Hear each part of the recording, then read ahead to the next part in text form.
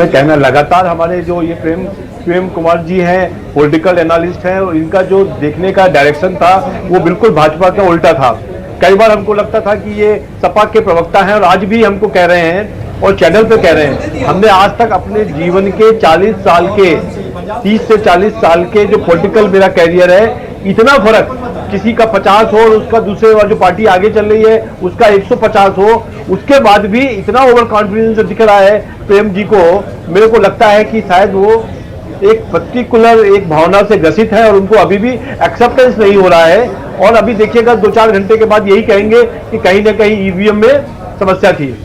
नहीं तो प्रेम कुमार जी, ये जो बार बार ईवीएम को लेकर के सवाल उठाते हैं, सपा भी सवाल लगातार ईवीएम को लेकर के उठाती रही है, तो क्या आप ये भी मानते हैं कि जो बीजेपी कह रही है कि जब उनको लगता है कि अब हार का सामना करना पड़ेगा या लग रहा है कि यहाँ पर कमजोरी है, तो ईवीएम का बार बार हवाला दिया जाता है?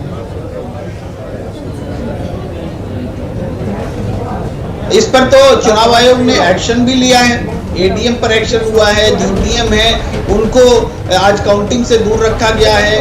तो घटनाएं जब घट रही है, ईवीएम के मूवमेंट में प्रोटोकॉल का पालन नहीं हो रहा है, तो ईवीएम पर सवाल नहीं है, ईवीएम के मैनेजमेंट पर, उसको सुरक्षित रखने पर सवाल है। ये सवाल तो आम मतदाताओं को भी उठाना चाहिए कि हमारे ईवीएम सुरक्षित तो होने चाहिए, और यही सवाल उठ रहा है। बिल्कुल, लेकिन लगातार जो है इलेक्शन कमीशन इस पर लोगों को यकीन दहानी कराती आ रही है कि ईवीएम मशीन बिल्कुल सुरक्षित है, और इस हवाले से लोगों को इतना फिक्रमंद होने की जरूरत नहीं है। आपको बता दें कि यूपी के हवाले से 150 पार कर चुकी है, लीड की हम बात कर रहे हैं तो 164 सीट्स पर बीजेपी लीड कर रही है, 150 का आंकड़ा पार कर चुकी है रुझानात में बीजेपी, तो 164 सीट्स पर लीड कर रही है। किंगशुक साहब 164 सीट्स पर बीजेपी लीड कर रही है, सपा 56 सीट्स पर लीड कर रही है। आप हमारे एक और पॉलिटिकल एनालिस्ट प्रेम कुमार जी को सुन रहे थे, वो कह रहे थे कि अभी भी आंकड़ा जो है बदल जाएगा और सपा आगे बढ़ती हुई दिखाई देंगी। क्या इतना फर्क हो पाएगा, क्योंकि 163 और 57 की हम बात कर रहे हैं? मुझको नहीं लगता कि फर्क हो पाएगा, और ये जो आ रहे हैं ये एग्जैक्टली यही हम एक्सपेक्ट कर रहे थे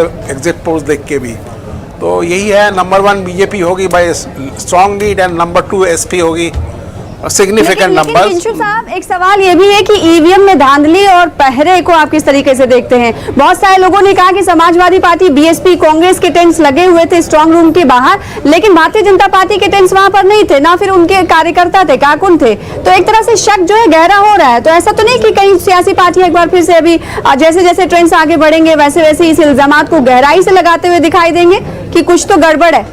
ये तो लोग डाउट करेंगे, कुछ तो गड़बड़ है, शायद कुछ गड़बड़ होता भी होगा हर इलेक्शन में। मैं 1977 के इलेक्शन में भी देखा था कि ऐसे लोग गार्ड करते थे, थोड़ा बहुत धांधली होता होगा, पर ये नहीं कि इतना सिग्निफिकेंट नहीं होता कि इलेक्शन का रिजल्ट बदल जाए, तो मेरे को लगता नहीं है। ऑफकोर्स ईवीएम की धांधली तो हुई है, जैसे आपने बोला वहाँ पे एडिशनल डिस्ट्रिक्ट मजिस्ट्रेट को तो प्रेम कुमार जी, कुछ ना कुछ धांधली तो होती है। किंगशुक साहब का कहना है कि कुछ ना कुछ धांधली तो होती जी सर, क्योंकि शुभेंदु साहब ये कह रहे थे, कई बार जब इनसे बात हुई तो उन्होंने कहा कि जो म्युनिसिपैलिटी की गाड़ी में अगर बैलेट बॉक्स ले जा रहे हैं तो उस पर मुहर नहीं लगा हुआ है। लेकिन शुभेंदु साहब, आपने ये भी देखा होगा कि उस बैलेट बॉक्स पे मुहर भी अलग से रखा हुआ था, यानी जरूरत पड़ेगी तो लगा लेंगे।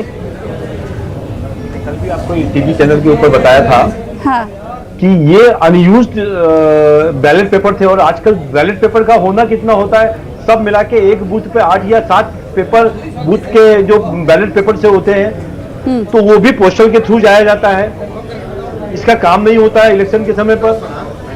यदि इन सब बातों को लेकर आज भी सना और मुनज्जा जी आप लोग डिस्कशन करना चाहते हो, और कल भी हमने ये कहा कि इतने बड़े चुनाव में जहां पर 7 चरणों में चुनाव हो रहा है, और कुछ बैलेट पेपर, अनयूज्ड पेपर जिसके ऊपर कोई मोहर नहीं, किसी का नाम नहीं लिखा हुआ है, अलग से रखी हुई है, ये बैलेंस बची हुई स्टेशनरीज थी। बिल्कुल अवस्थी साहब, यहाँ पर दोनों तरफ से सवाल उठते हैं। एक तरफ अगर ओपोजिशन ईवीएम के हवाले से सवाल उठाती है, तो दूसरी तरफ ये भी बात उठती है कि इतनी सिक्योरिटी के बीच और इतने बड़े पैमाने पर क्या इस तरह की धांधली हो सकती है। लेकिन इलेक्शन कमीशन बार बार इस चीज को लेकर के सफाई